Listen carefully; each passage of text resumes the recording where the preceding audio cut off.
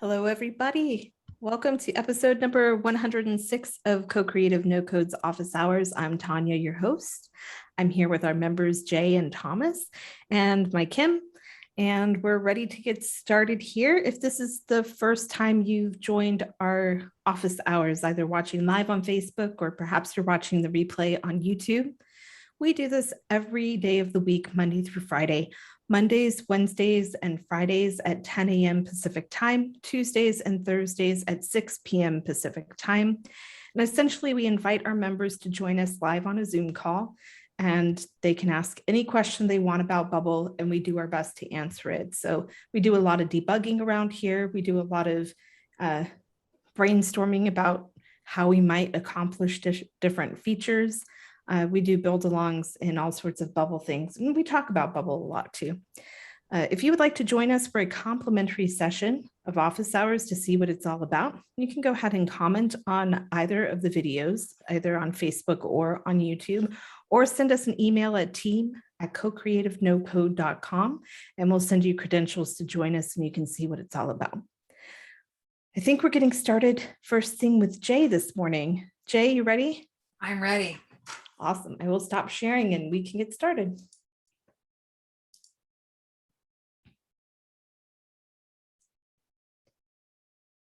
Okay, so I spent quite a bit of time uploading to my databases. And the problem is that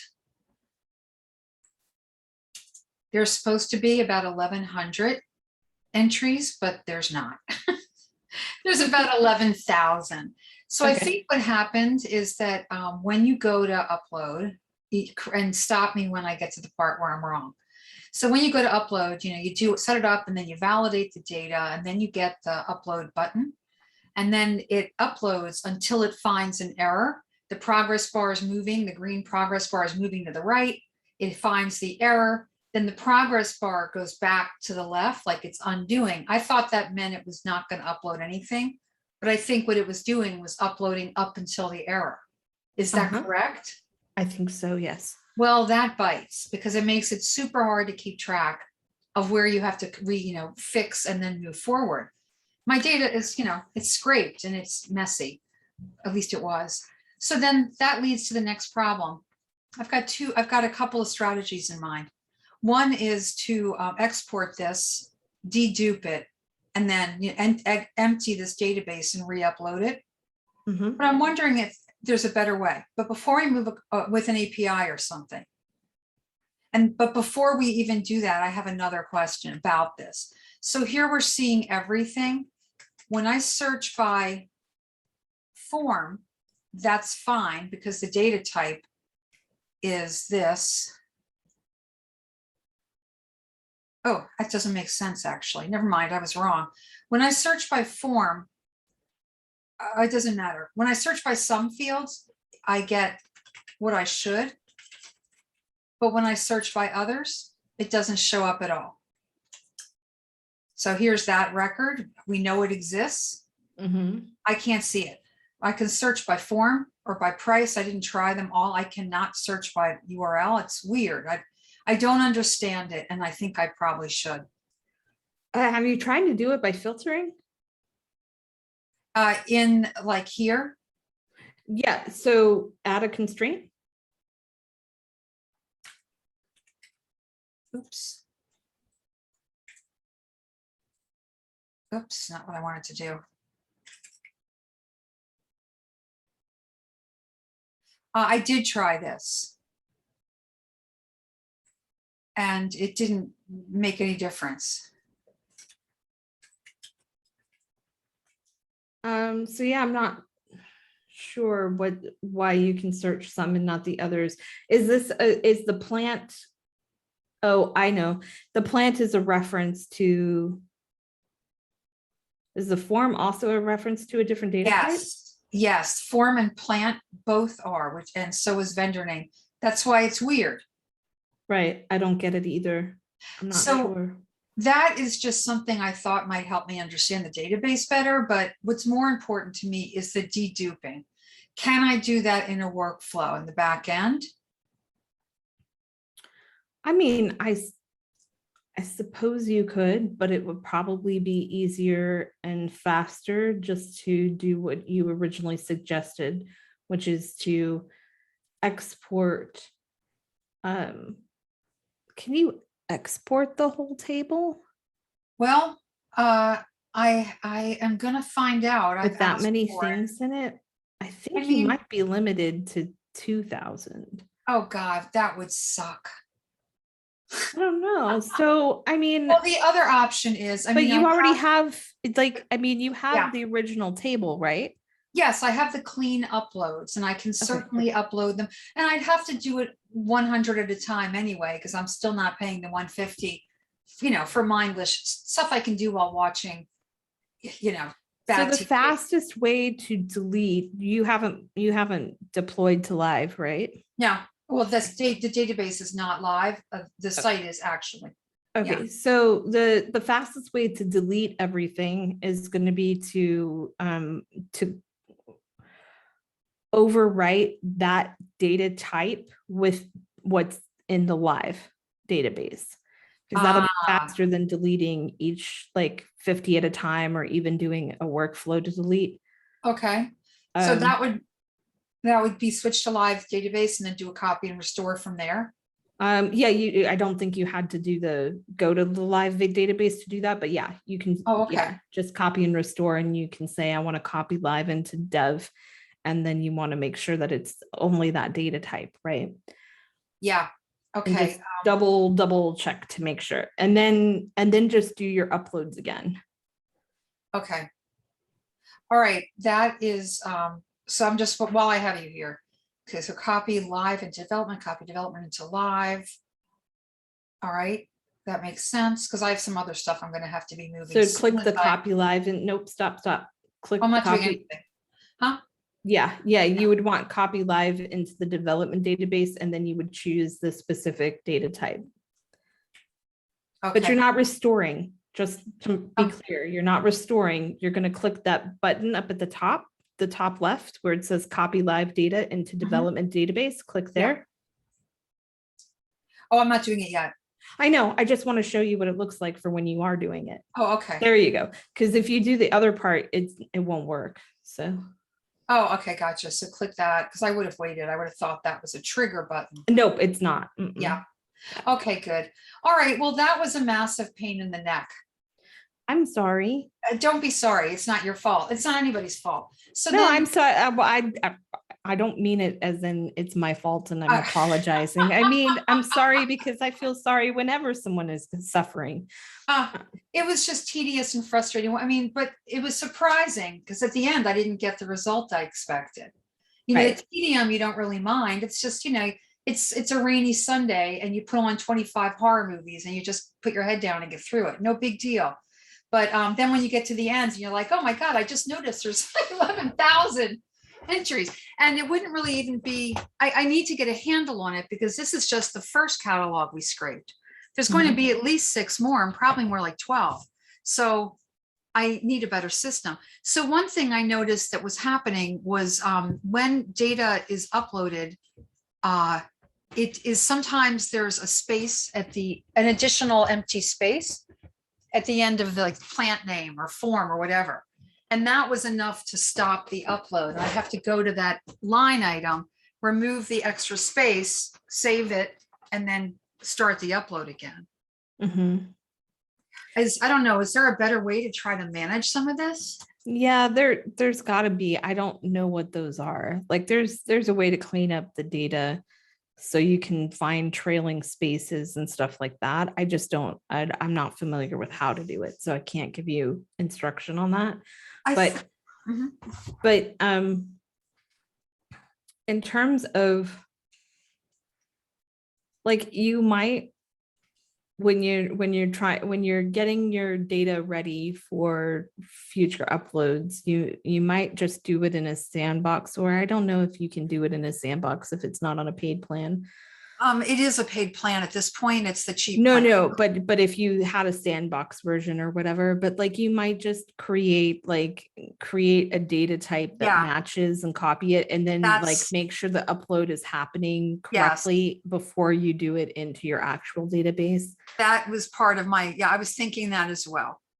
Just make a sandbox, And then of you're doing everything. these at 100 at a time.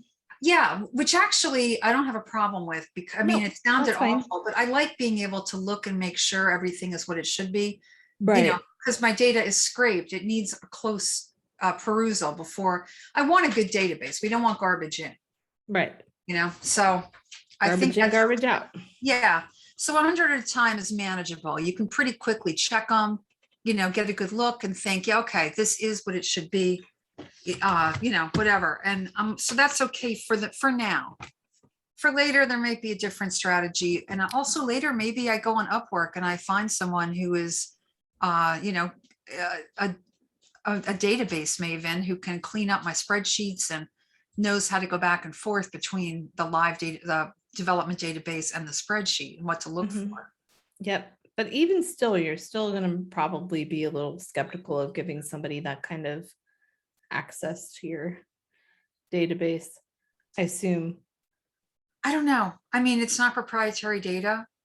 As long as they're not going to screw Oh, I anything up. know. Like, well, that's just it. It's like, how do you know if they're going to screw something up or not? So, Well, you don't. yeah. You It's pray. tricky. Yeah, You it's clean tricky. them, you watch them, you work with them, and then because the option is, this took quite a number of hours, and I didn't mind it because I need to learn the process. Well, I think the database cleaning, like the spreadsheet cleaning that you went through in all of those hours will make this next part much easier, right? So Oh, like yeah. you've done a lot of the hard work. You just have to clean do it now that you have all of the data correct. It shouldn't be so much back and forth and tedious stuff. Yeah, it's definitely gone faster as I've gone through my 100-unit spreadsheets, Mhm. as I've gotten an understanding what's likely to be, fixing the mistakes before I start to upload. Like, I know this isn't capitalized. I'm going to have to find and replace all full sun and make them capitalized or whatever, Sure. light requirements. So that kind of stuff got better. I think maybe maybe a best practice for me would be to come up with everything that on the first time I'm uploading from a new web scrape, come up with a list of everything that's likely to be wrong. Like, this is probably not going to be capitalized, or change maroon to dark red or whatever, all those things. And then it's easier to work through them. And maybe I can get them cleaner before I even try to upload. They were pretty clean they weren't that bad when I went to upload them.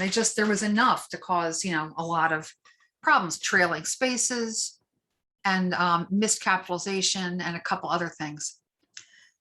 Anyway, it was Interesting exercise. Not interesting. It was interesting the first day. Okay. Fourth day it wasn't. It was 4 days. 4 days of this. That's a lot of days for 1,100 records. Yeah, it sure is. Well, I had to make some changes to the database right off.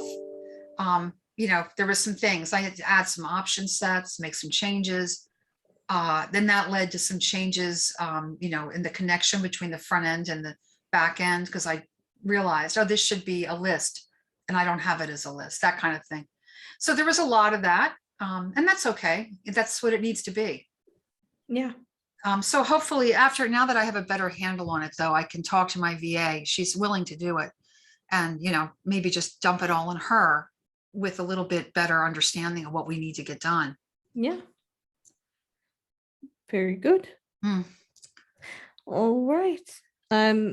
Thomas, I forget what your answer to my question, if you had anything today, was.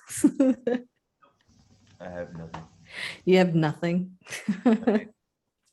I can come up with things. No, that's fine. We'll ask Reece. Reece just joined us. Hi, Reece. Good evening. How are you? I'm doing well. How are you? Good, thanks. Do you have anything for us today? Just a quick question. I haven't done this before, but I'm wondering, it's probably a really simple solution. How do you, send a link of your current project to somebody so that they can have a bit of a look around through it? without officially publishing it. Oh, you mean like the so they can see the version test?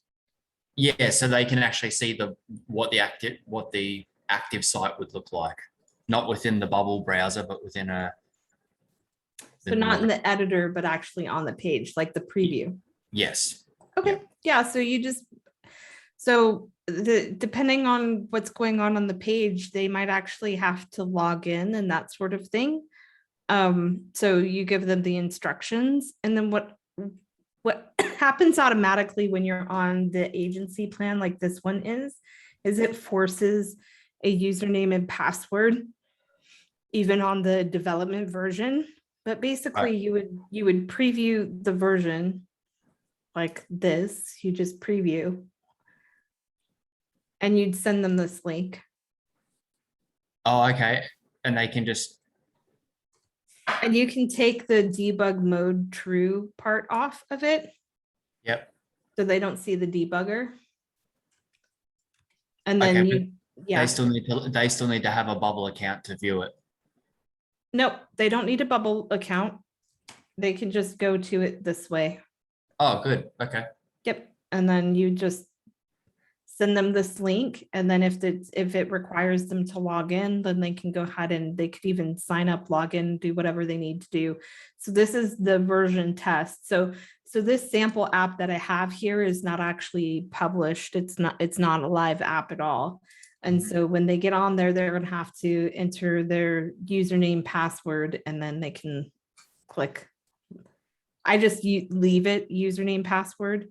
I think that's smart in case you don't, is to make it limit access to this app with the username, password, just so that people can't get to, like, if they share that link, then people don't know how to get in. Right. Well, right now I'm just running with a free account. So. Oh, I don't think you can on a free account. Oh, really? Yeah, they don't let you do that anymore. I think that's here. Let me try it. We can try it. The best way to answer these questions is to test. So if I just do a new app, testing free.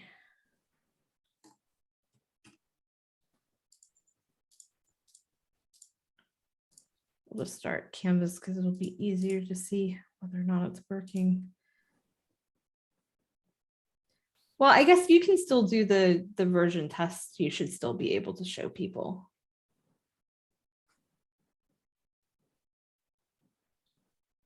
So I'm on the index page. I'm going to close the assistant and I go to preview. And I'm going to take the debug mode true part off.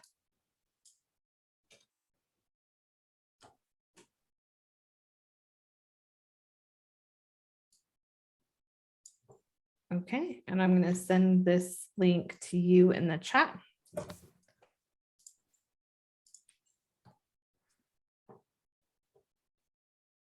And you should see what I see.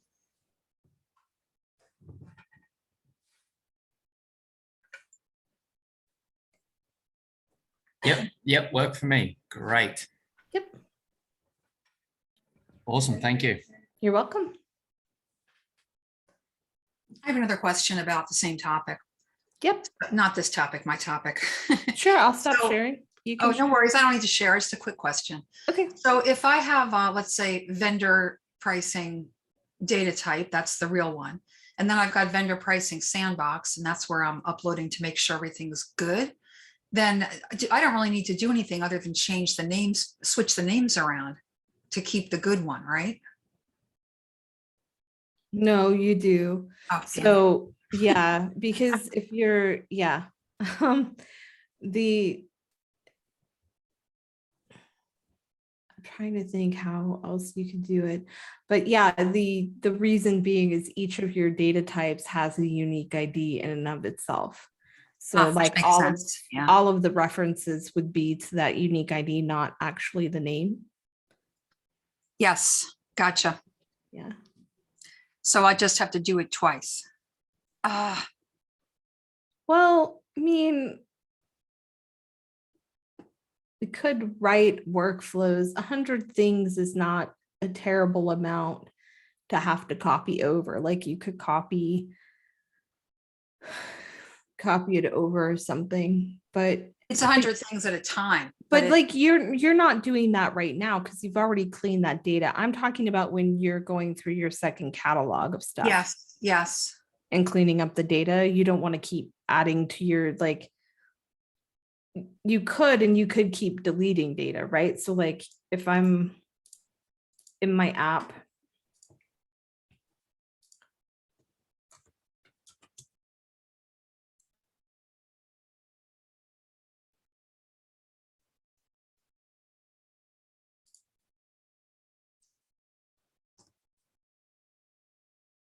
so let's say one of my data types, I'm uploading a bunch of data into, so I go in here and I click upload, and it's like DoorDash orders or something, and I upload and I'm doing map all the fields, and I click upload, and then it tells me that the upload is done, and I can go and I can look and see like what's there, and then I can filter this here with a constraint where the created date is, greater than the time that I started the upload, right?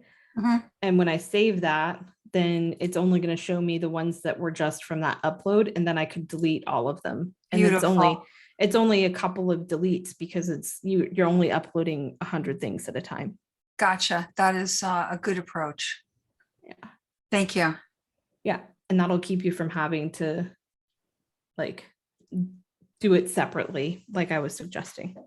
Okay. Yep. What else?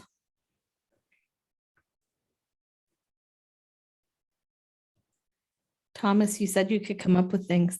I mean, excuse me 1 second.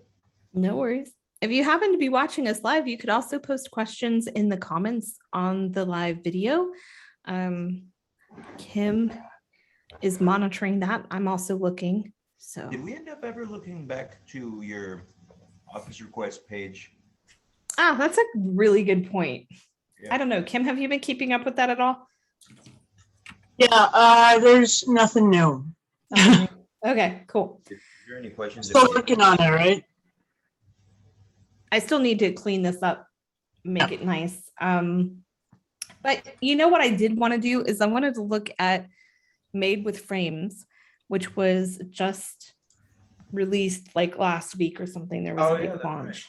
Yeah. So yeah, so if you are paying attention at all on Twitter to Build Camp, which if you're not, I don't know why you're not, because Build Camp is awesome.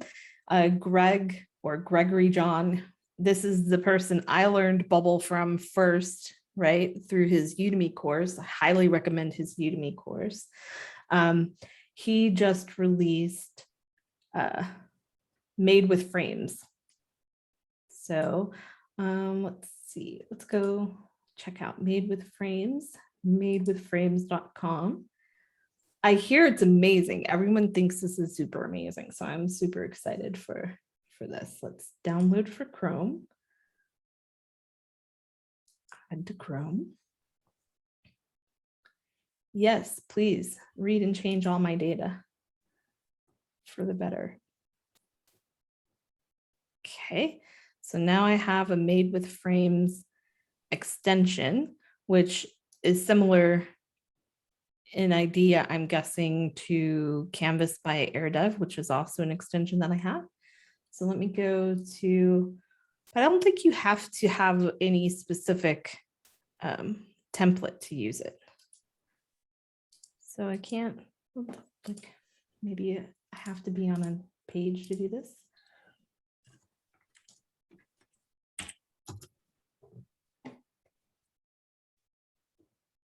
I was thinking about reaching out to Gregory and seeing if he might join us on an office hours. Hell yeah. That would be a great idea. All right, so this is not, how do you use it? Let's go to the,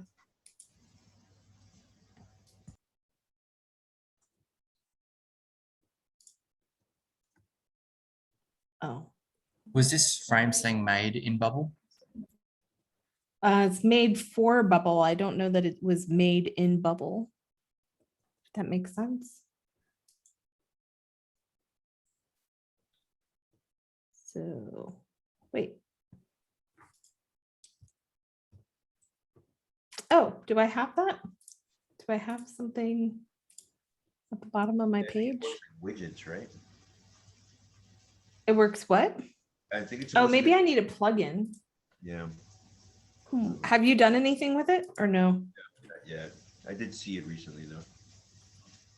I just thought it worked like you were saying, Canvas, where it's like you have the widget selections on the right side, and you click on one, and you could drag it onto the. Page. Oh, maybe yeah, I don't know. Maybe you have to enable the Chrome extension in a sort of way or something. Perhaps. Let's go find out. Frames.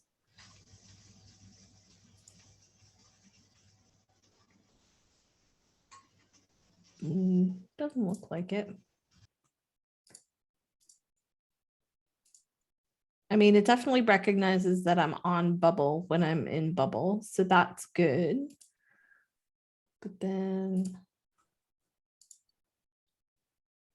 But it looks like it's supposed to just open up at the bottom. I wonder if I need to disable, turn off Canvas.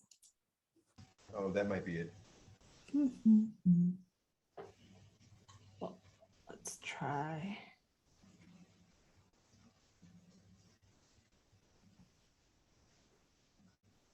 I don't know if I'm willing to do that. Do you want to share your screen? For those of you who haven't been watching me for very long, I am a huge fan of Canvas. I do not want to remove it.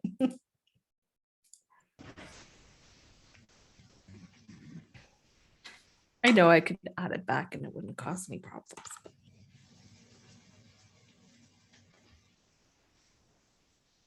Built with frames. It's made with frames. I was Made. wrong. It's made with frames.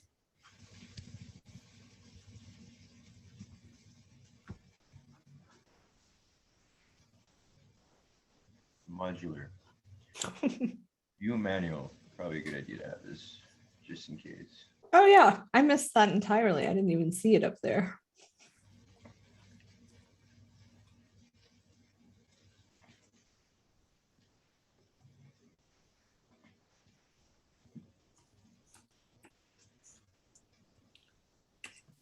So now when you go to Bubble, Oh yeah, that's right. I should go to Bubble. Shouldn't I? Is it okay if I keep interrupting with other questions about my issue? sure. Okay, so some of the names of these plants have apostrophes in them and it's screwing it up every time. Is there anything I can do about that? I'm sure that there is. It probably has to do with regular expressions, and I don't know the instructions for you. Okay. I can ask maybe.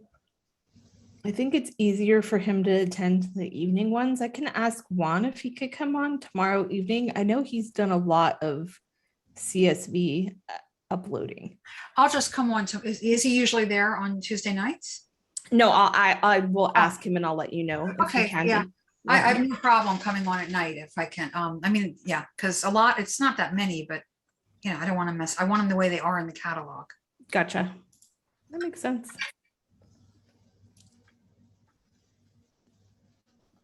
Oh.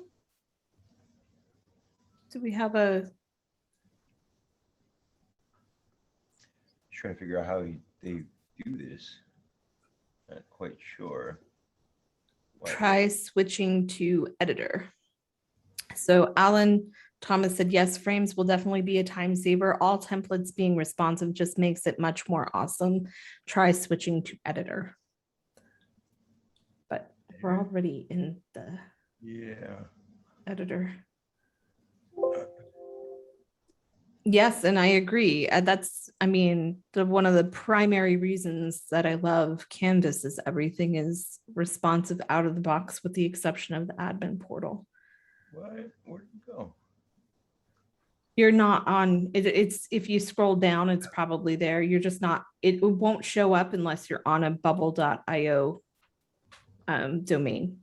So now click it from here. Click the puzzle piece up at the top right. Puzzle piece at the top right. Yeah, the extensions button at the top right. There you go. See, it's there, but I don't see it on your page like it is in his. And we're in the design in the editor, so I don't understand. I did open the manual. So getting started, install. Oh, we have to sign up to Frames. So once you've installed the Chrome extensions and opened the Frames panel within your bubble editor. Nope, I don't see a Frames panel. Greg, we love you, but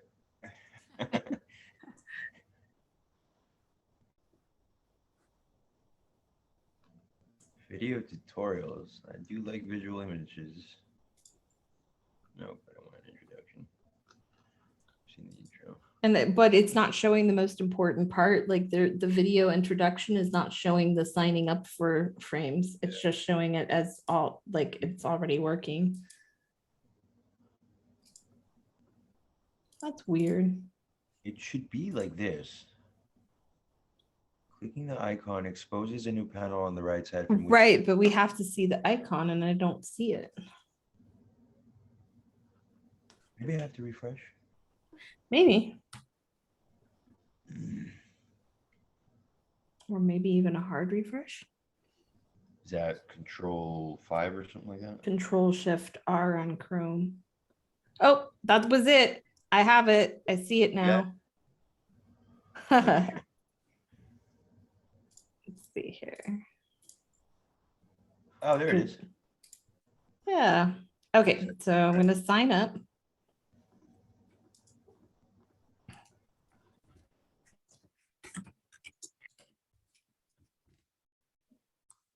Well, I'm not using that password. Can you guys see the suggested password?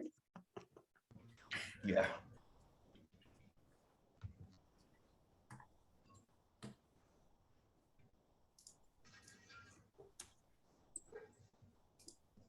Okay, cool. So you can use all of the free ones to start. So this is very reminiscent of Canvas so far.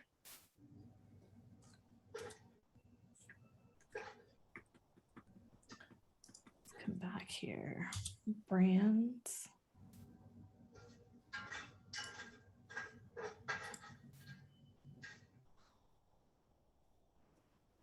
Oh yeah, this is a very like. Looks good. I like it. Yeah, it does. It looks very good. You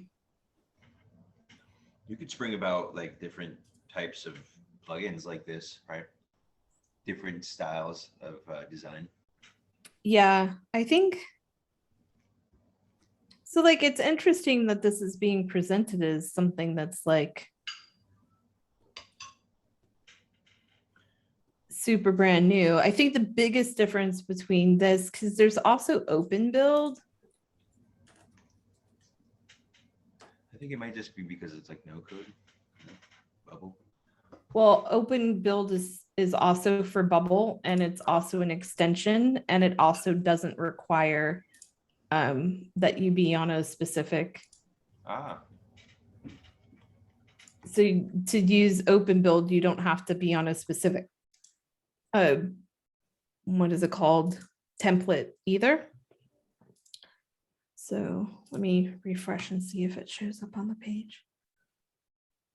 Yeah, so I have open build, I have Canvas, and I have made with frames now. So open build also has remember me sign up.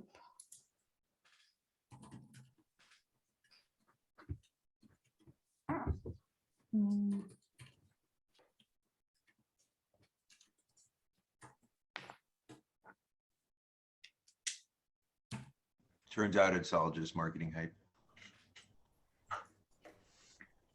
It's not the first time I've been sucked into that. How about you, Thomas? What? Marketing hype? Yeah. Oh my God. when they're like, the best is when they're like, this will cost you originally $199, but they're offering it for like 15 bucks. That's the best.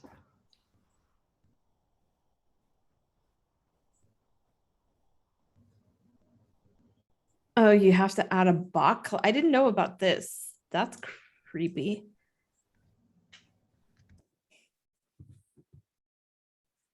Doesn't need any admin or edit. Okay. So add the email address below as a collaborator. So go in here. And it says it does not need any admin or edit.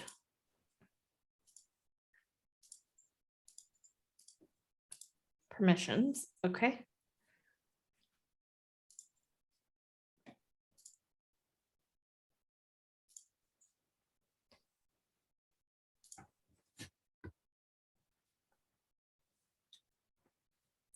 So yeah, so this is like, you can go to the library of the different widgets and things for open build.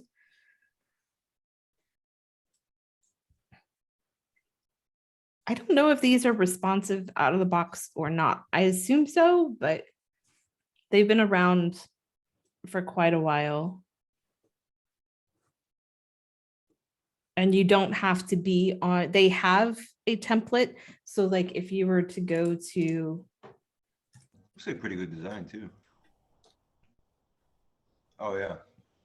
if you go to templates and you search for open build, I think they have one. Open base starter, I think this is theirs.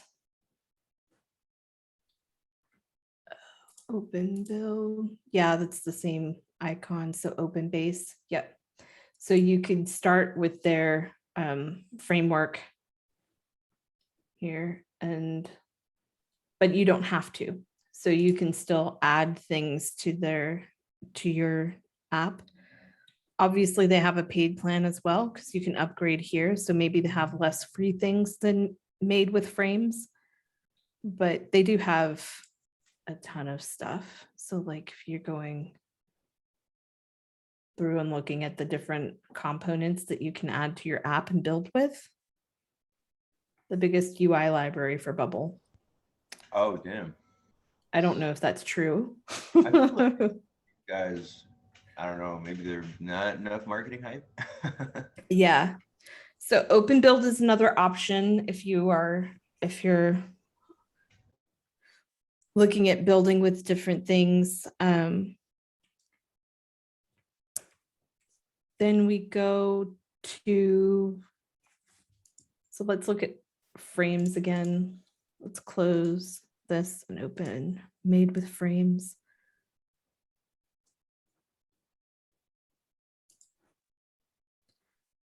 Frames is probably just like this, but specific to build camps, design courses, Yeah, probably. design principles and all. Copied to clipboard. So then ostensibly I just come in here and I paste it. That was pretty easy. And if I preview it, I inspect it. Well, do we really consider that responsive? No, not at all.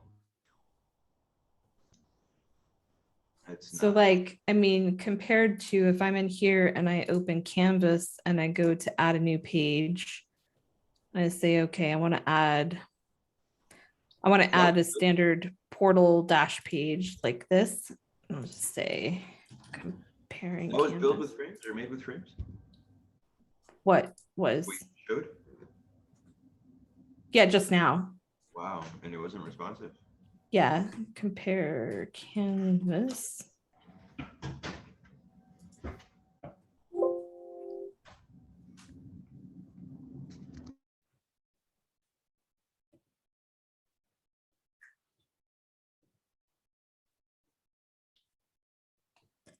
So it's not a copy and paste situation. It's not as fast to move Canvas elements into the app, and you have to have started with a Canvas app. You can't add it if you don't have it. I think I'm gonna just go ahead. I think it's hiding my button to move it. Let's see. Go here. Nope. It's just in the way. All right, but if I preview the page that I just did here.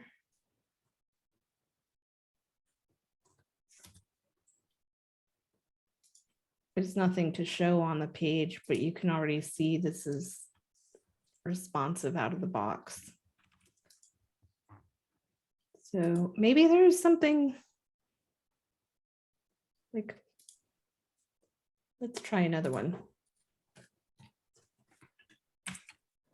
Hey, I've got a quick question. Sure.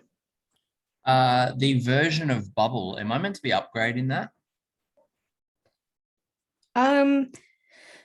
So yes, you are meant to be upgrading that, but they do sort of give you the warning, like the caveats, just like you would have with upgrading like your WordPress or something. So you upgraded on your version test or your development version first, then you test it, make sure everything's okay. And then if it is, then you can deploy it to live. And then in that interim, you like for, I don't know how long, they let you revert back if you need to, if you find bugs or any kind of issues. So that said, I'm managing an app that is, I don't know, there's some debate as to how old it is, but I think it's like 7 years old. We just upgraded from version 1 Bubble to version 13. And yeah, it took a little bit of time or whatever to like make sure everything was okay, but there were very few conflicts, even shifting all the way from version 1 to version 13, which I thought was really impressive. Like, give Bubble props for that. Okay, yeah, because I'm about 3 versions behind at this point. I only realized it was a thing just now. Oh yeah. So I have not, so that goes 2 ways, right? Like if it says there's a security reason for doing it, then I might prioritize it, but it's also, I don't feel super urgent about it. And I've tried asking and there's no like policy at AirDev about how often we upgrade our apps to the newest version, things like that. I just try to do it with every phase of work that we do on our apps, just because I think it's good practice. So, okay, so let's see here. I'm going to try another made with frames thing and see how this responsive stuff is working. So let's try content.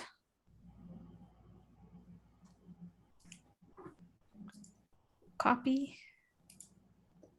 Paste. Preview.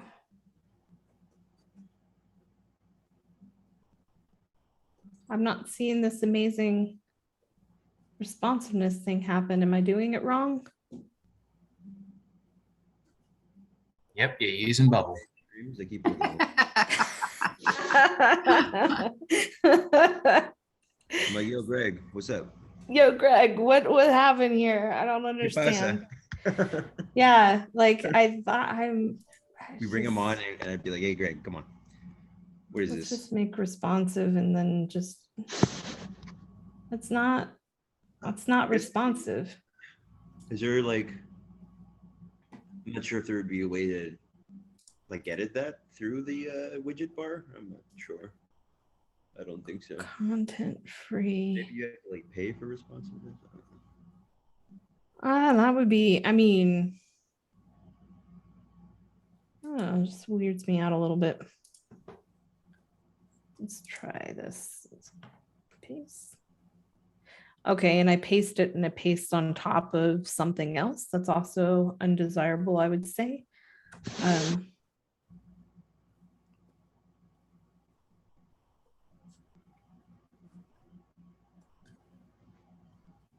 Okay. Preview. This is not responsive. So there's got to be something like either I'm importing, I'm copying and pasting things that aren't meant to be responsive. I mean, the layout is nice for sure, but I'm not seeing this responsive out of the box thing.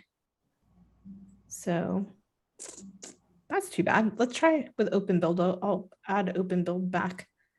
Nah, because then I have to remember my password. Never mind. So yeah, well, it's worth looking into to see, like, to read this getting started thing.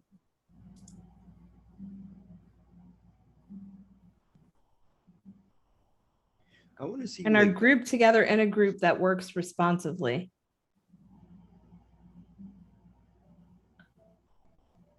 So that doesn't make sense to me because they're not working responsively when I copy them over.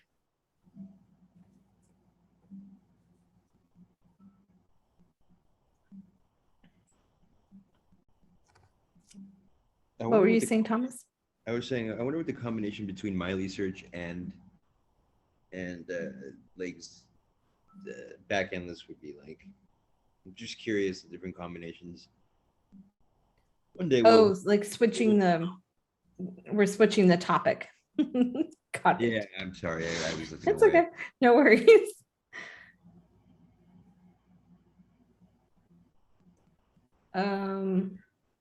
It definitely seems like it's worth maybe styling. Maybe styling. Oh, maybe I have to make everything 960. Got it. Maybe it's because I didn't do that part. Because that's the thing with Canvas is it like you're creating the whole page with Canvas. So it does all of those things itself. So let's try made with frames 3. And then he said 960. Make it not fixed width. Come in here and paste and preview. Knew I was doing something wrong. That's better.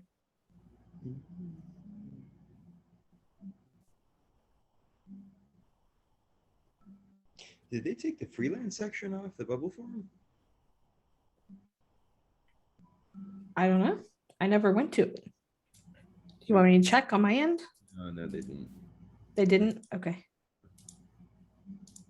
So that is responsive out of the box. So that's nice. Oh, cool. There you go. Yeah. So for those of you watching, the way to make it responsive is, well, first, always read the manual or watch the videos. I just had to watch him do this piece. I was like, oh yeah, okay. So you want to make it 960, take off the fixed width piece of it, and then copy and paste. And then you want to paste things one on top of each other, right? So this can go up to the top of the page. And then if I want to add a new thing, I would come here. I would say, okay, I want to add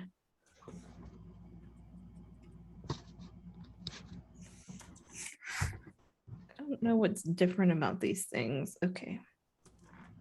Here, I want to add this one in. So come in here and I paste.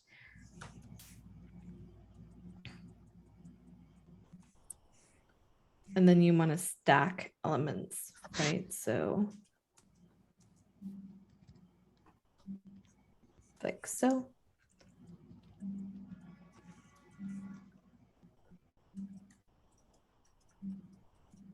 So I'll have a phone size. Yeah, that's nice.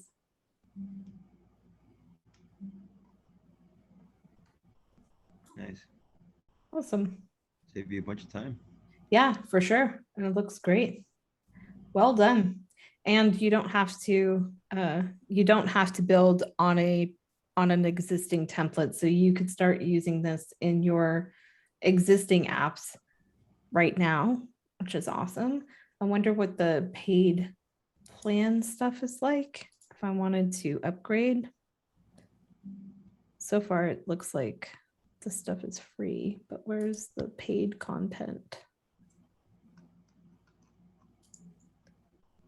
Account. Security manual.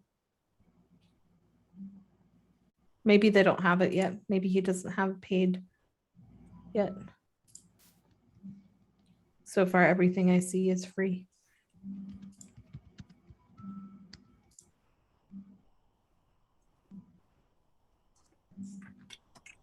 Cool. It'd be interesting to see what those plans will be like. But Definitely a good opportunity. yeah. Now, for those of you who are considering using something like Open Build or Made with Frames or Canvas, there definitely I have an affinity for Canvas for sure. So I have a new problem, and I'm not sure if anybody's run into this before, but my run as function isn't working. yes, we noticed this bug earlier today. So it's not you, it's Bubble. What is it doing? So we're having problems with the run as function for like you have to log in manually. You can't use run as to log in. So that's definitely a Bubble bug. I haven't reported it as such, but I noticed it this morning investigating another issue that I was having. So they'll fix it. Don't worry. Ugh, I need it now. I've got like 10 users I've got to test. Yeah. Yeah, I needed it now too. It's super frustrating when those things. I have another Bubble bug that's driving me a bit batty. I think it's a Bubble bug. Where it's hanging up on when you're logging in, like when it's loading the page, it shows it loading and then it just shows you a blank screen and it stops. It looks like it stops loading, but clearly it hasn't stopped loading because if you wait long enough, then it starts loading again. And I thought, oh, well, maybe there was something with our domain forwarding or something that we did, but I saw a couple other people complaining about it. So I was like, oh, maybe this is Bubble after all. So we'll see. Back to your question, Thomas, or the thing that you wanted to explore, the combination of MeiliSearch with backend lists. I'm not sure, but that's a good point. I need to make a list of all the people that I want to ask on to office hours. We should just like iterate an idea. We can one compared to the other. Yeah, because we could have Eli back to talk about backend lists. That could be fun. And then find the guy who was posting and maybe the person who was sort of promoting MeiliSearch, which is for those of you who don't already know, MeiliSearch is like it's an open source alternative to Algolia, and Algolia is really good at indexing your data and making searches super fast on your page, like super fast. But the way they charge is in part per search, and so that can get very expensive if your app is doing well and you have lots of people searching. So MeiliSearch being an open source version of that, I think you have to host your own instance or something like that, but it could be a less expensive way of getting similar functionality. So I'm interested in anyone who has set up MeiliSearch, anyone who's set up backend lists. So maybe we could even have Austin come on and show us backend lists because I know he's been using it. Altogic would be another one that I'd be interested in. What was the other one we were talking about, Thomas? There was another one. Canonic? So, huh? Canonic? Oh yeah, Canonic. I'd be interested in having anyone talk about Canonic. So let's see, let's go find these things. There's MeiliSearch. So this one, Man, search this as one's we type. excited to check out. I might just Yeah. start digging in just to see what I can figure out. And then you can do it. Could be our person to show us for sure. That would be awesome. So we've got backend list, which I'm currently scoping a project where we have the entire database. Well, I shouldn't say the entire database. The majority of the database is going to be built in backend list. We're using Bubble as the front end. So I could have Eli or maybe Austin come on and talk about how they set that up and what that looks like and what it means to Bubble. Yeah. Definitely do these things. Yep. There's like- Altogic.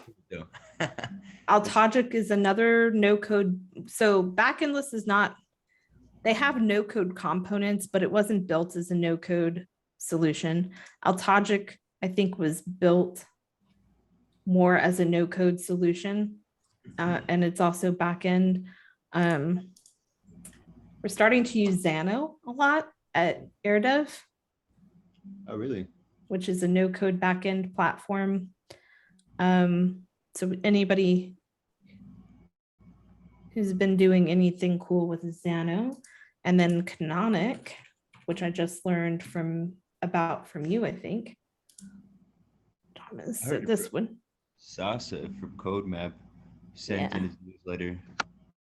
Had Cool. such a- Yeah, so that's kind of our wish list at this point, I think.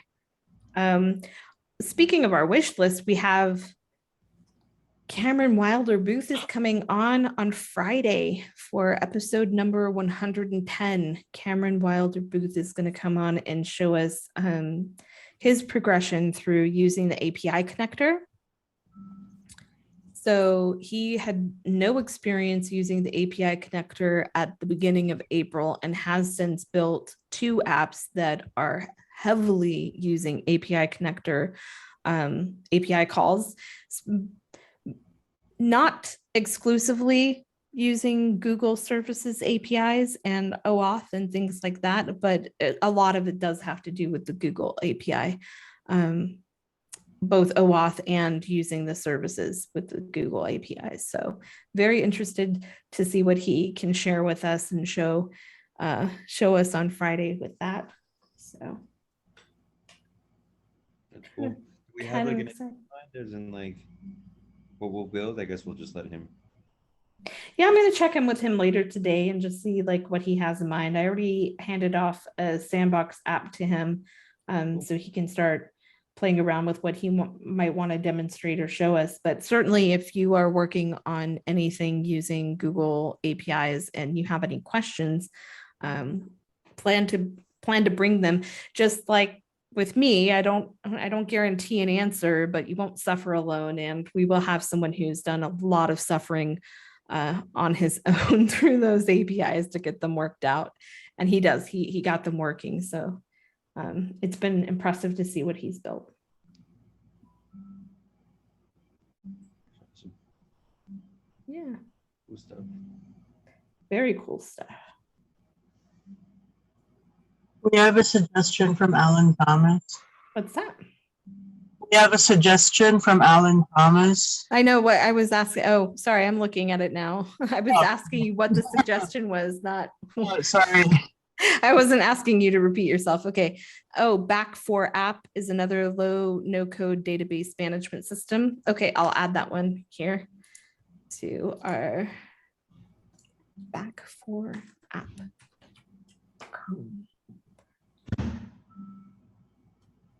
Cool. Yeah, I've just scoped out and we're starting to work. I've never done this before, which is odd because I know that there are a lot of apps that are built like this, but the data is not going to be stored in Bubble. All of the interactions and everything on the interface is going to be front end bubble, but using APIs to pull the information in. So that's going to be an interesting build. I'm looking forward to seeing how it works out. I'm not going to be building it. I'm managing the project, but I'm sure I'll get to see lots of cool stuff. Juan's actually building that one, so maybe he can come on and talk a little bit about the differences when you're using an API call to pull in all of your data, especially getting around that 200 limitation, because I think when you make an API call, Bubble limits you to 200 responses, like 200 things in the response.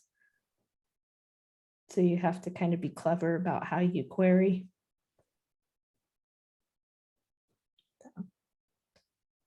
Awesome. What else should we talk about? Or do?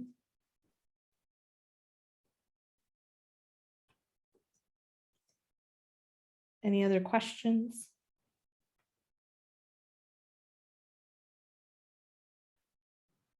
No. Pick up where you left off last week with Thomas. With Thomas with the app. I wanted to ask Jay and Reece, you both took off at the same time last week. Was that because we were doing things that weren't interesting, or what was going on? A man with a hard hat and a very serious expression came down my front walk. Oh, that's why. Okay. Yes. Yeah, and I just had to go do some other things. That's all. Okay, cool. Yeah.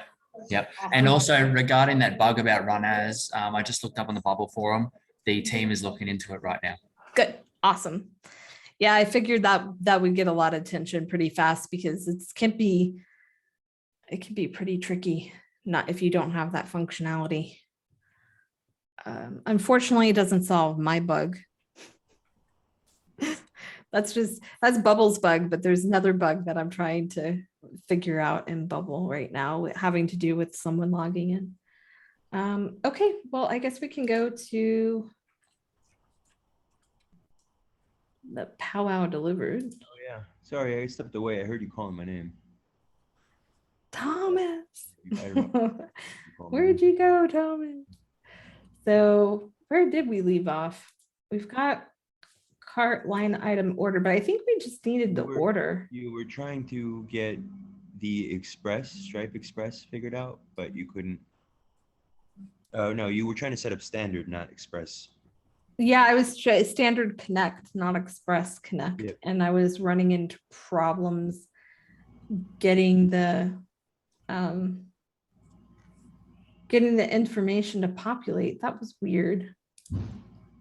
So the driver portal, data, app data, users, Tanya's neighbor is signing up as a driver. Oh yeah, run as doesn't work. Habits, old habits die hard. Yeah. So I have to create a login page. All those tabs you got open. Oh my God, I'd be overwhelmed. Let's make you feel better.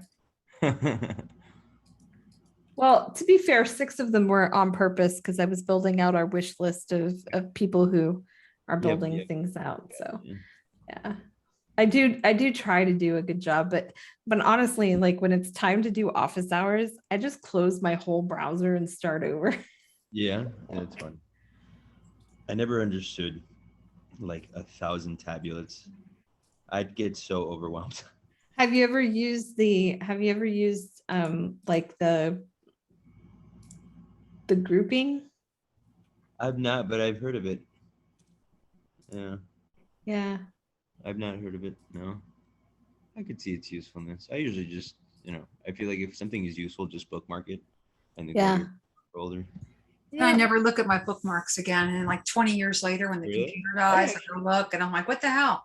That's like I use, okay, so instead of buying things, like when I'm scrolling Facebook, because I'm a big Facebook user.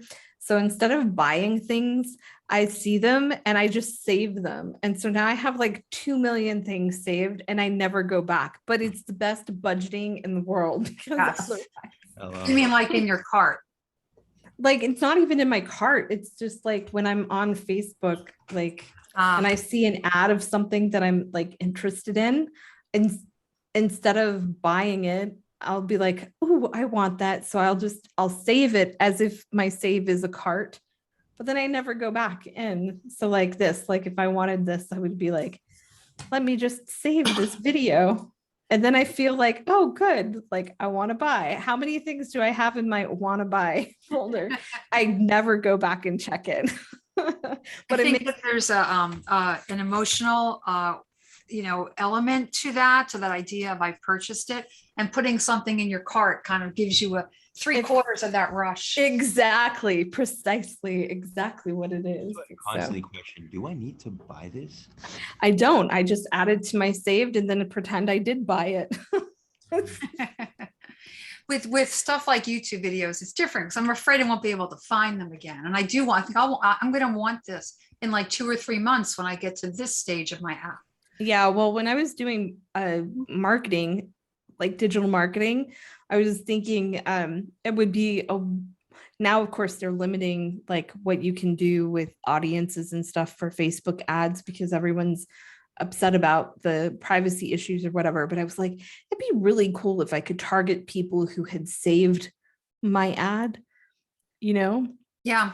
Like that would be a whole new level of like somebody took the time to click twice in order to save this. Like that would be a pretty amazing person to be able to market to further. So I'm gonna make a login page real quick. Hey Jay, did you end up getting on TikTok? Yeah, I mean, it's part of my plan. I've been videoing, like you said. I look like an idiot in my yard with a camera strapped to my forehead, but I've been out there videoing, and then I come in and I look at them and I'm like, yeah, this would make a good, 90 seconds. But I haven't started making them yet because the data upload is my priority. And then that's up there too. My VA and then another VA who are a social media, a 1099 person who've been helping me. I met with them last week and I had some ideas and they brought some really good ideas to the table. So I've got I haven't announced the launch. The data isn't uploaded. As soon as it is, I'm ready. So we're going to do a launch video, just, everywhere that we can think of and send it to people. I may even put it on the site. We'll see how it comes out. But I took video. I've got a really awesome gate that leads into my yard. It's got like a moon window and it's just really nice. And so I stood out in the outside of it and I came in with the camera on the forehead, so it's, as if you're walking through. Then you come in and you can see like the front of my yard is really nice. Not the whole yard, believe me. A lot of it is absolute like scary, but that part's nice. So you come in and then you walk through a trellis, and then the trellis has these evergreen branches hanging down. Like I have to duck to kind of get through it, but it's, there's a plan. So anyways, you walk through these weeping evergreens kind of cover the lens and it all goes to green. I'm going to cut there and then either fade or dissolve or whatever into something about Garden Brain. And then boom, there's your welcome to the garden video. I'm going to start doing the TikToks because I really like what you said. I did a bunch more research and I watched the video you recommended and I watched a couple more. It all made good sense to me. And the affordability is nothing to sneeze at. Yeah, exactly. Yep. Yeah. So I mean, the whole point is just to build your community. So you actually, when you launch it, you've got somebody to launch to. So keep that in mind. Yeah, I think it's a really good idea. And you said, was it you who said that you had all those views in 15 minutes, or was it someone you knew? No, that was me. But again, you have to be consistent and you have to be posting all the time. I'm not posting as consistent as I'd like to be because like I posted a video the other day, like 2 days ago, and it only got,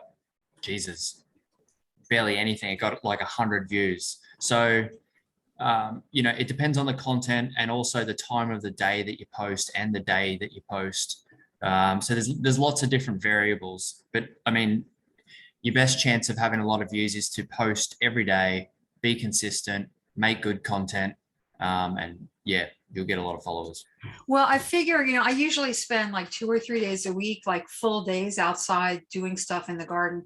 I figure, video those, I can get easily 7 very, short segments out of that. And then just boom, come in Sunday night, shower, and then just turn those into TikToks.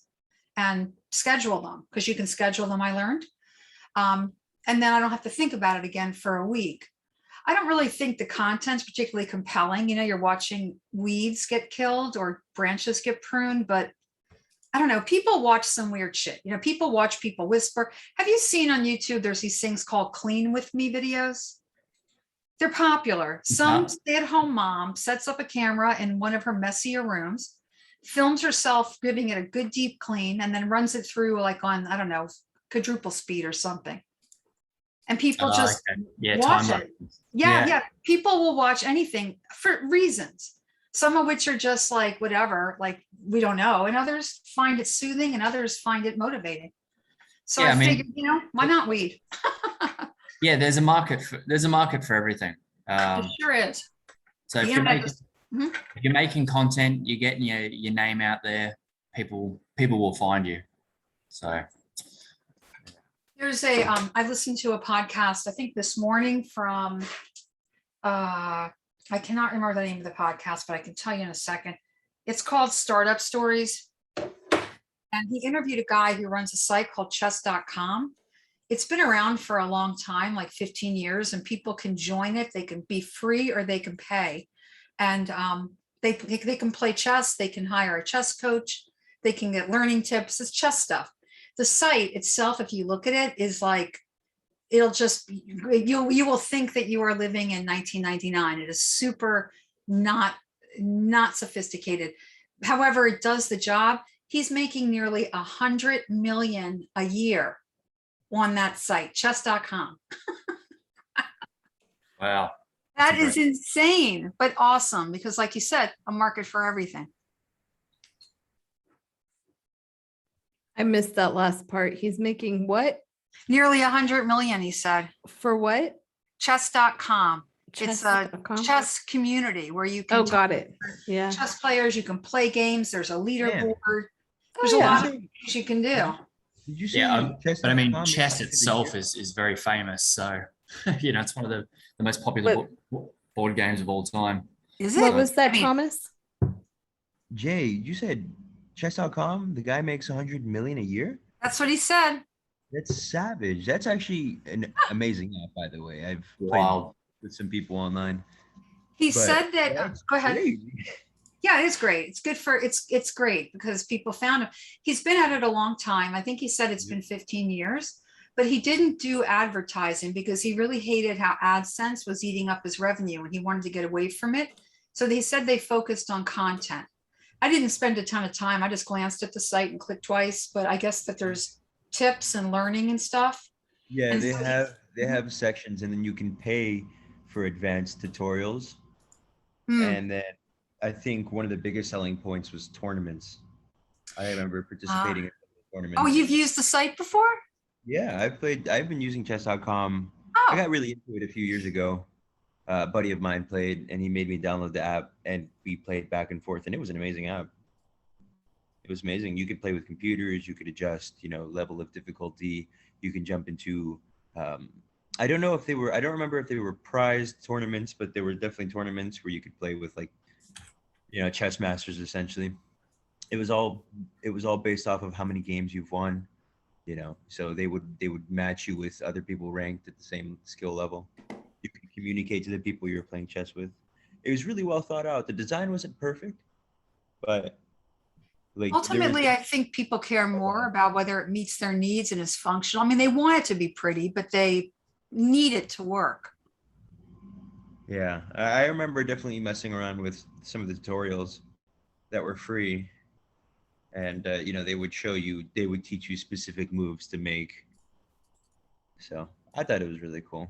Worth like if you like playing chess, it's definitely like a cool app if you're looking to play with some random person in some random place in the world. 100 Well, million, I found yeah, that's a huge amount. I think he said that the premium memberships were $10, but you can be for free.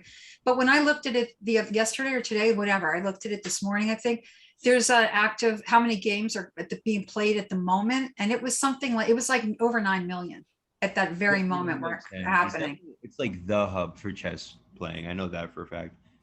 There was a crypto project recently. I don't know if you've heard of FTX. They Blockfolio renamed their app to FTX because it's now owned by FTX. But they ran a prize tournament on. I think they did a partnership with Chess.com, and I think that like the prizes were like paid out in crypto, and I believe a Grand Chess Master was also a part of the. I think he won actually. But yeah, they're doing cool stuff. They're doing pretty cool stuff. He was super excited about his business, like not just the business. He was excited about chess. He was passionate about it. He loves talking to people about it. He said that even if he could sell it, which he could, but even if he said he wouldn't ever want to not work there. He couldn't imagine, because he loved his team. He loved what he did every day. He said every day isn't fantastic. There's bad days, but he said overall, it's an amazing, he just loves it. And he said, because everybody who works there loves chess, like he loves chess, they really care about what they do. He's got an entirely remote workforce. I can't remember how many people he said he had working for him, but it was a lot. I mean, it wasn't 1,000, but I think he might've said 250. I could have that wrong. That's a lot of freaking people. You could see 208,000 games playing now. Games played today, 9 million. That's what I saw. Damn. Compound that by like 365 days. Exactly. Huge. He had a lot of interesting things to say about the choices he'd made, and I enjoyed listening to it. 3 billion games a year. If oh my God. If that's just compounding by 9 million. If it's just like adding by 9 million, sorry. That's wild. Yeah, I mean, definitely I remember way back in 2016, this was the HubSpot, and it seems like it still is. That's cool, man. Good for him. He stuck to the problem. Yeah, he had money to start with. He bootstrapped it, but his boots were pretty big. He said that he got the domain name, he bought it, and it was 55,000. Oh shit. Yeah. Yeah. Well, I mean, and he had he talked to venture. I think he said he talked to venture capitalists at some point. I might have some of this wrong, but I can give you the podcast if anyone's interested. Yeah, what is it? It is Startup Stories is the name of the podcast. And give me a second and I'll tell you the episode number.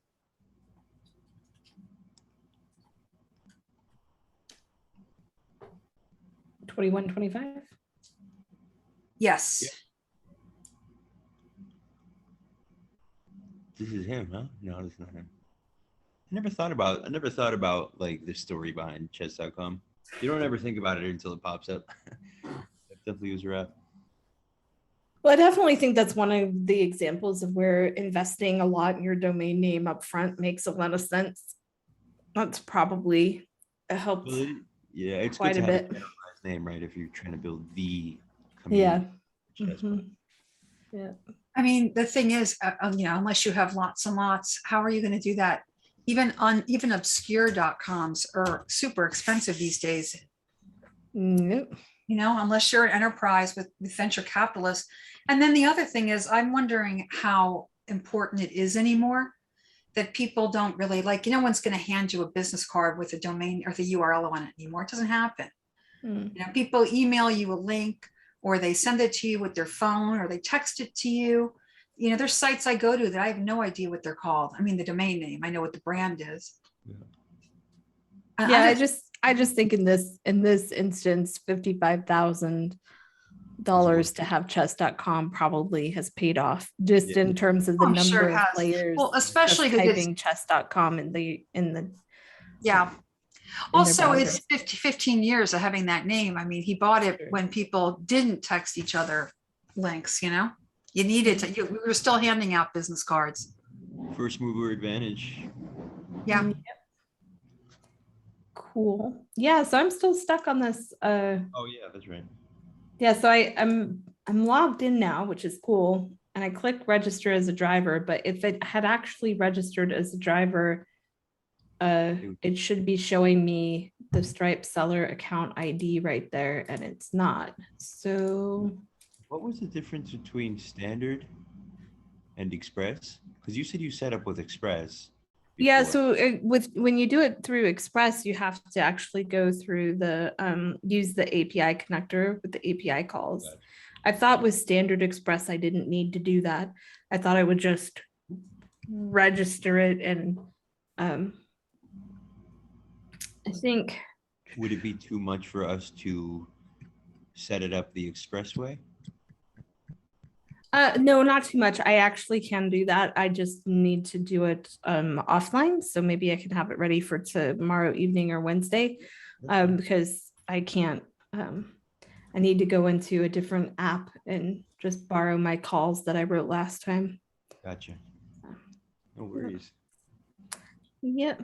But once we have that, then I also need to set up which I'll share all of those keys and everything. Like I don't like once I get the API calls written over, I just can't share the actual API keys of those apps. So I need to be careful what I'm showing on screen, but I also need to set up the geocode API key here. So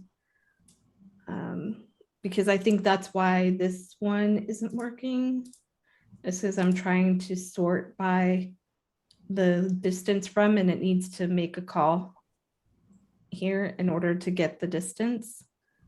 So, because that's what when I click buy now here, it's like I do the search for users here. So maybe if I just take this off and I just say the first driver, then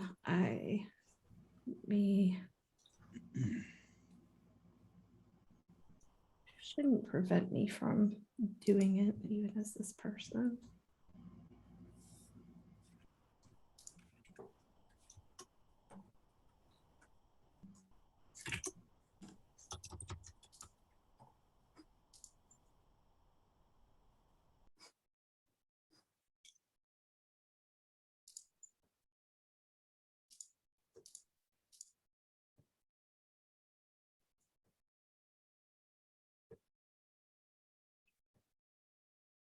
Bestseller can't. Okay, so if I go back, it's this part here. Preview. Quantity 2, buy now. So then in the data, now I should have an order with a driver assigned to it. Yep.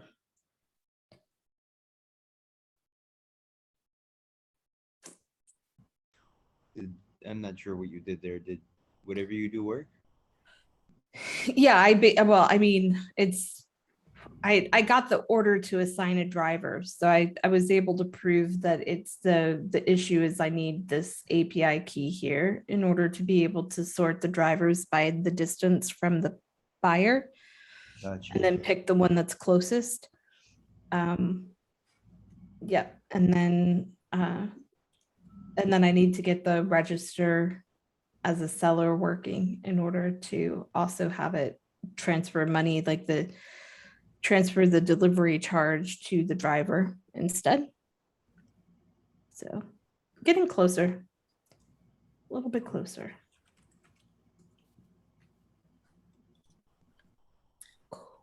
Guess we probably finish this first and then move on to the next parts of the idea. Yeah. Yep. And still thinking through things. So Yeah. like how we want to have it done, that sort of thing. So I have another responsive question. If Sure. so share your screen or no? No, well, it's actually on the mobile devices. So Oh, okay, got it. I'm using that link that you showed me earlier to send out to just so I can test it myself on mobile. And when I send it through and you click on it, it brings up a web browser, and I've tested this in a normal web browser as well. But what happens is the page shrinks, like it's responsive, but it doesn't go all the way. Like it just sort of cuts off a bit of the side. And in order to fix it, you need to tilt your phone to landscape mode and then go back for it to sort of refresh, or you need to drag it across using your finger to sort of pull it out of like the zoom mode or whatever it's in.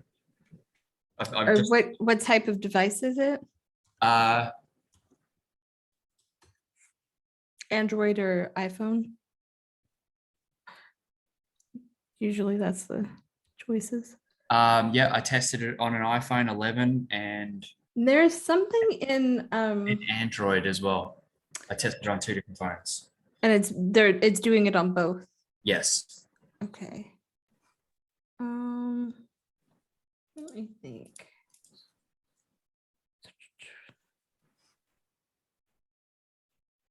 Trying to think of where I've seen the like thing that you need to set for that.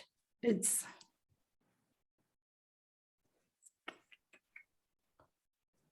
like a check mark or something that's like it's supposed to help you avoid that problem. It's been a while since I've worked with it though. Is that within the design part or is that in the actual settings of the page? No, it was not can in the tell. settings where I was working with it. I'm trying to remember exactly what it was that I was like, that I'm thinking of. It was some sort of.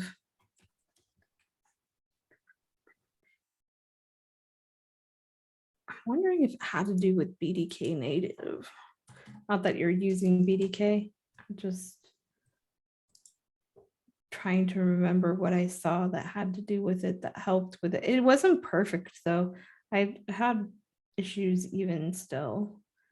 Where's the documentation?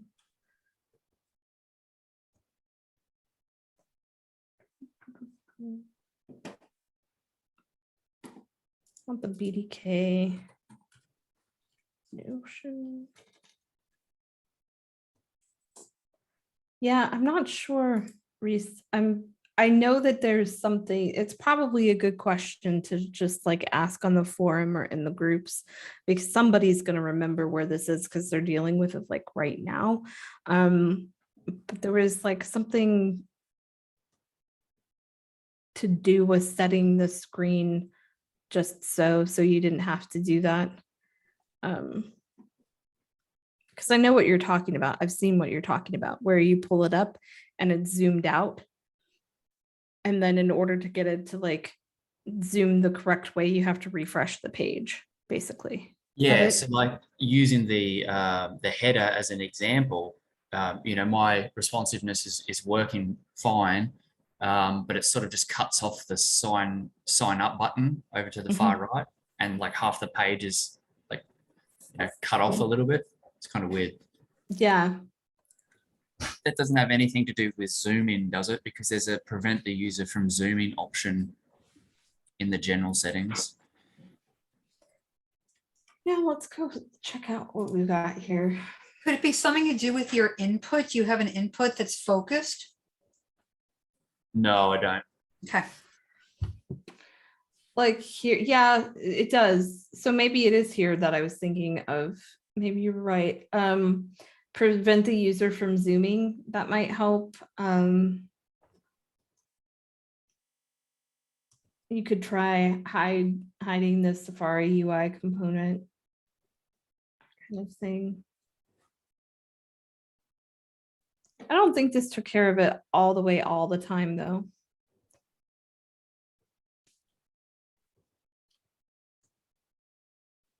Yeah, But no, it's worth a still try. happening. Still happening. Yeah.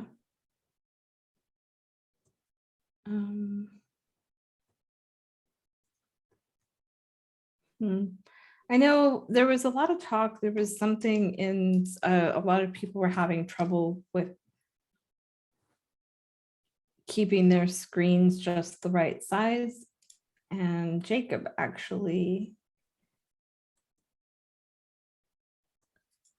let's see here, VH, nope. It's like, can't remember if it's important like this or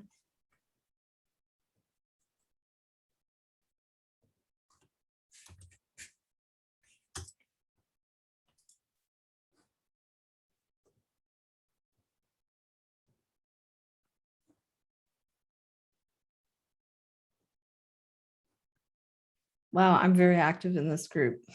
I've seen my name a couple times already. Let's see here. There's your name, Reece. Me. Let's see if I did it in here.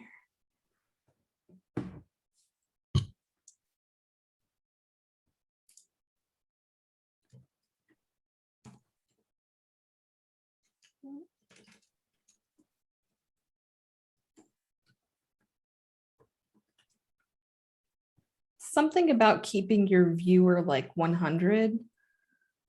It's like a little piece of, I don't know, CSS or something. Green.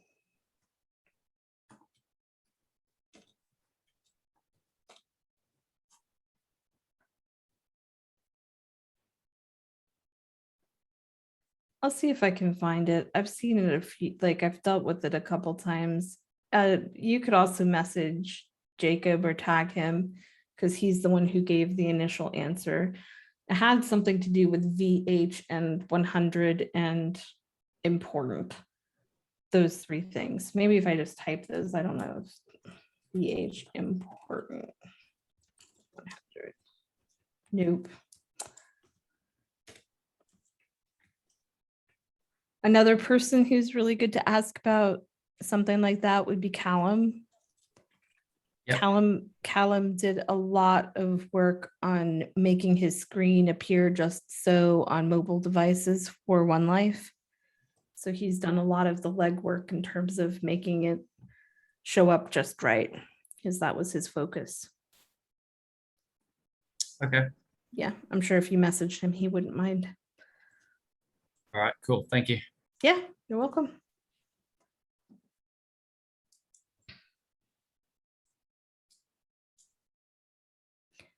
Anybody else have any other questions? Hey, Tonya, I've got a question. Hey, Jordan, how are you? Yeah, I'm good, thanks. How are you? Good, thanks. I'll stop sharing. Now, I had this tooltip plugin which has been working fine, but all of a sudden it's just kind of stopped working in repeating groups, and I can't figure out why.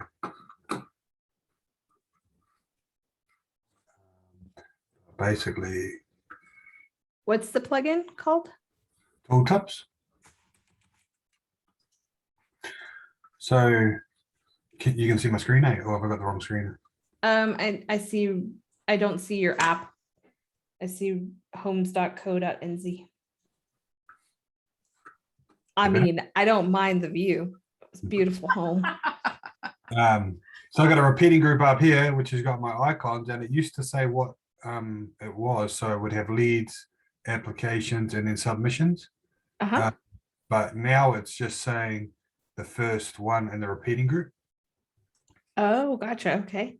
Yeah, and same with this one. So I'll put it in here. So it should say what's stage it's at. But when you get down to this one, which is at a different stage, it's still saying the same. Okay. And I can't figure out why. And I it think- just stopped working? Yeah, I think it's an issue with the plugin. Okay. Because, well, I've got like the tooltips here. It's in this group. I've got the ID attribute, progress bar, leads, copied and pasted that, put it up here in the element ID. And then the text is just the parent group's application stage options name. And that's the only things that you need to change. Mm-hmm.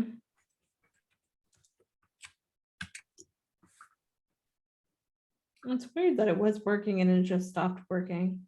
Yeah. Wonder maybe if it's something else that's like, have you got any other tooltip plugins, or does anyone have any recommendations? No, I don't actually use tooltips that often. But my suggestion with this, when did the problem first start showing? Maybe like on the weekend, like 3 or Over the 4 days weekend? ago. like this might be one of those things, if it had been working and it stopped working and I haven't really changed anything, I think I might just wait another couple days and see if it starts working again.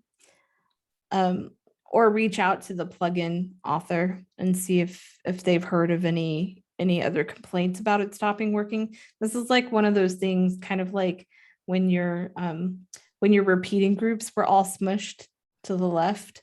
Yeah. Yeah, it was like, that was like just one of those things that's like, I don't think that's you. I don't think you did anything. I think it will probably start working again. I know they're actively working through a major bug at the moment.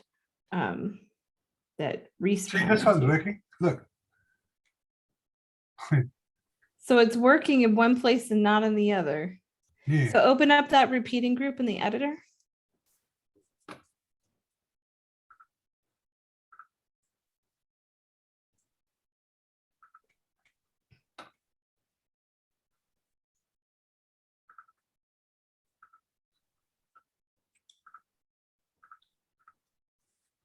So there's 3 of them there. Which one was it? It was the profile one. So it's this one.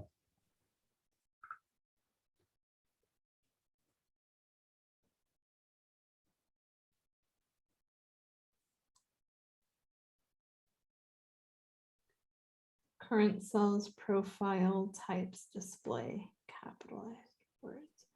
So that one is referring to current cells. I think the other one was referring to parent groups. No, this one here. So this is the one above it is not working. So if I go profile, this one here, this is the one above it. Okay. Lead. Is that the one I was just looking at? And this is the one that you were looking at that's working. So go to the one that's not working. This one. So that one does say current cells, pipeline, stage, types, display. Tab 2.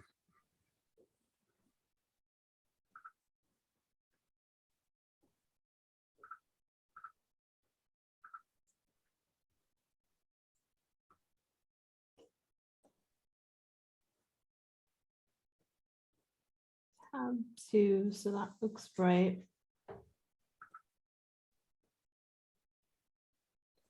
And then we're sure in the database, yeah, because we can see the difference in the progress bar based on the stage. So I'm just going to check on the database to make sure that they're all different.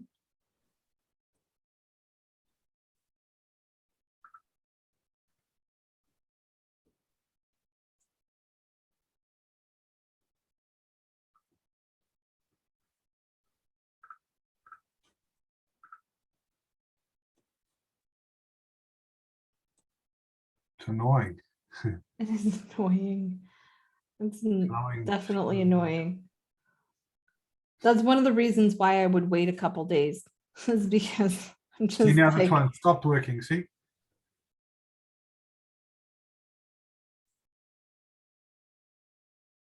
did you change anything? You didn't change anything. Not on that one, nah. I just No, okay. see now this one's working. I copied and pasted. Maybe you can only have one on one page or something. That's weird. Do you think that might be it? That one's working.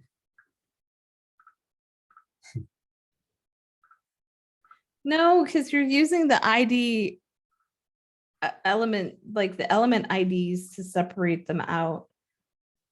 I don't, because each time you do a different element, usually it's a different instance, but you got it working on, you switched them from working. So maybe it is a limitation. Maybe just send a note to the plugin author and ask if that's a limitation. Because the other thing you could do is you could do it as reusables rather than on the same page. Oh, can I do that? Yeah, you could make each one its own reusable, and then that way it's the reusable that has the instance of the tooltip plugin and not the page. So then it wouldn't be on the same page. Oh, is there any limitations to doing that? No. Mm-mm. Oh, yeah. So I would just take this group here. Okay, the limitations, it's not a limitation, but it's like you'd have to think about it a little bit differently in terms of like how to navigate, because you're going to be transferring information back and forth from the reusable to the page and back. Right. But I think it should be fine. I just pass it through the URL at the moment. So if I push one of these, it changes this. Yeah, and you could do the same thing from a reusable. That shouldn't be a problem. Okay, maybe I'll try that and see how that goes. Otherwise, I could just make them all one header. No, I can't do that. No. No, never mind. Yep. And the other question I had, is there an easy way to be able to just like sort on different columns? So if I wanted to make it so you just push name and that sorted it into alphabetical order, number sorted it into number, source sorted it, stage. Yep. So you would do that in the workflow. And so when you would put a workflow on the click on the name, and then what you would do is you would send in a new data source into your repeating group with the appropriate filter, like, and sorting. So I'll go like this. And you might use custom states or hidden variables to, because you might want to do it alphabetically ascending, and then if you click it again, do alphabetically descending. Is that what you had in mind? Yeah, exactly that. Yeah. Yeah. So you would just have to keep track of like which one that you were currently on. But yeah, you would just, if you click there to add an action, and then go to element and then display list, then you would select which repeating group it is and then change the data source to have the sort that you were looking for. Oh, okay. That's how you do it. You could also do it with custom states, and then you could, in the repeating group itself, when that state changes, you could have a different data source. In the repeating group. So say that again. So on a conditional in the repeating group, Yeah. you could set, you could say like when I click name and name, like when I click name and then have a condition on that that says when the name state is empty or descending, then you would send it in and make it ascending. Can you put a thing on when it's clicked though? No. Yeah, So- absolutely. Start edit workflow. So, but not through here, eh? Text. When No, text- so what you would do is you would set a custom, create a new custom state. Yeah. Oh, So yeah. when you say when that custom state is something in particular, then you're going to change the data source and then go to appearance with it. up at the top next to conditional and then start edit workflow. Then you can change the state on that click. Oh yeah. So I would set the state to this box to the, is that it? So text name. Is that Yeah, right? you could do it on that element. I would probably do it on the page just because it's easier to manage custom states at the page level rather than the element level. But you could do it either way and it would work. So would you, so if you've done it on the page, what would you name it? So would you have like one state for name, number, and then source? Yep, you could do it like that. I'm trying to think, I recently saw something that's the thing. I need to start cataloging all the things that I see better so I can find them later.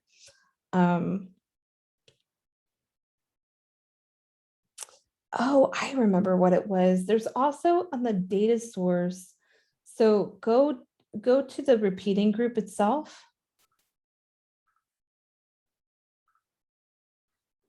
Yep.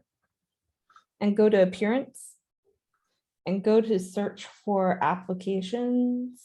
See at the bottom where you have it right now, you sort by stage order descending and created date descending. So you could add another sort field and then change which field. Yeah. And then you can say the dynamic field name. You can have like this is where you would put like that state. Yeah. And then it's it's interesting. I started playing around with this. I've never actually used it, but I started playing around with this the other week and for something else. And this allows you to do sorting based on different, like they usually think of like a drop down, right? So like if you could even make a hidden drop down and make that the dynamic field name, and then have it when they click on that text name at the top, the column name, that changes that drop down. And then you can, that's tied to a field and we'll do the sorting for you. It's kind of a hard concept to wrap your head around. I've struggled with it a little bit, but it's, if you go to hover over change which field, where it says change which field, and then click, no, just hover over it so that you can go to the reference. Or maybe click the drop down. Yeah, go see the reference. Because it was like, that's a faster way to do the sorting based on like a dynamic thing. Scroll down. Sorting field, change which field. Yeah, watch that video. It's kind of cool. Yeah. I have used that before. Yeah. Yeah. Was it faster than doing what I'm talking about with the states? Well, I only used it on a drop down, but it was kind of, I kind of didn't like it because you had to name the fields in the database what you wanted to show on the drop down. Oh yeah, okay. Yeah, so So that wasn't helpful. yeah, because like I want to, you know, like I've got one there that says order, but when it comes up on the drop down, order isn't, you know, what you want to show. Yeah, I mean, it seems kind of hacky, but that's what I was talking about by having like a hidden drop down that doesn't show on the I think if page. I think if I just make it so that I can click the you know, the title. Yeah, using the states, it should be fine. Either Oh. way, whether you do it as a like as an actual workflow that sends in a new list, or if you change the data source based on the state, it should work. So if I done it through the states, would I have one state, or would I have, say, 4 different states? One for name, one for number, one for source, one for state. It's up to you. You could have, I mean, you could probably work it out either direction, either way you wanted.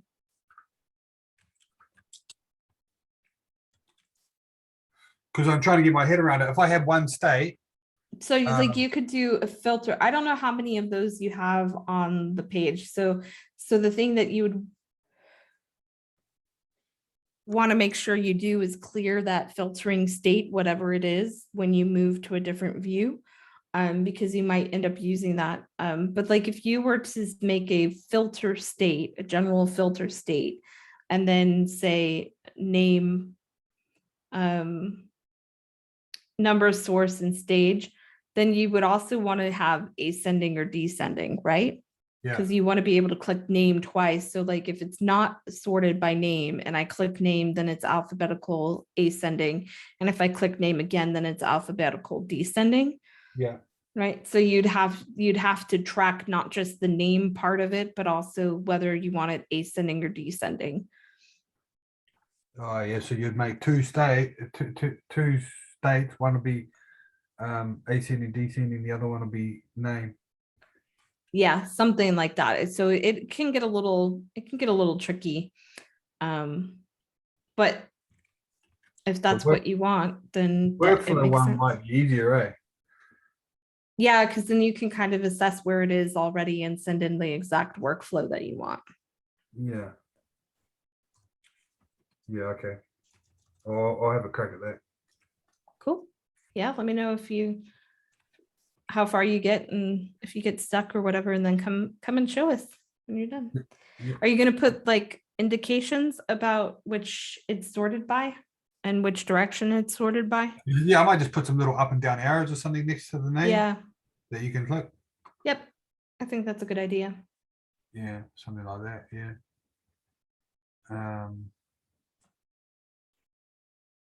Yeah. Cool. Cool. How are things where you are? Are you back to like being able to go places or not yet? Yeah. Yeah, we are. Yeah. So Okay, that's good. down to level 2 now, so we just got to wear a mask everywhere. Okay.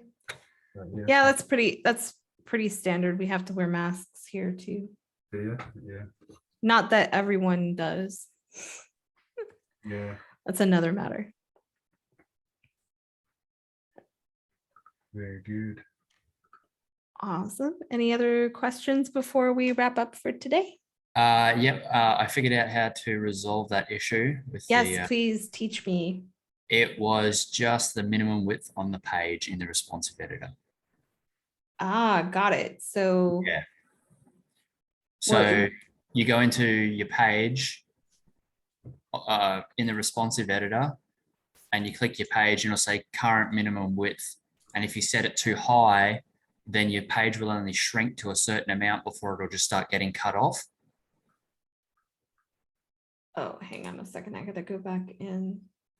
This is so weird. I'm building outside of. So could I set it here? Or I No, have to no. set it from responsive? Yeah, from responsive. Okay, and then where do I go? You just double click the back, the actual page itself.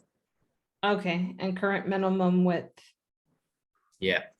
And then I would make that a percentage. Well, yeah, I set it to 375 pixels. So whatever that is as a percentage. Oh, that's going to be too big. So Just drag. like, You can just drag the slider across to find the exact. Yeah. got it.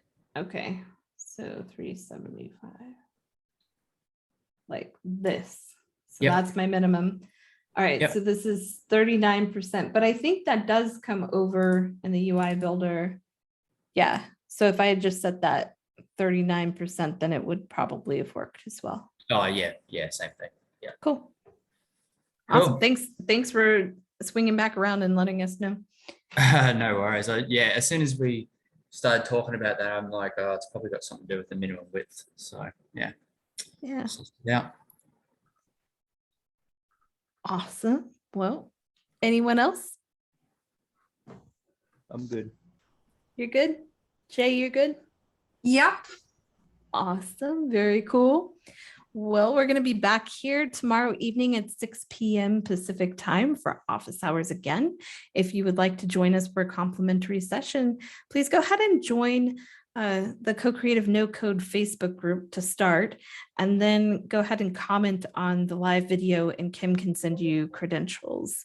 And yeah, looking forward to tomorrow's office hours. I hope to see at least some of you there. And Jay, I'll let you know if Juan can make it tomorrow. So Okay, that he can help you with fantastic. that. Awesome. Thank you, everyone, and I will see you tomorrow. Have a good one. Bye-bye. Thank you. Thank you. Bye.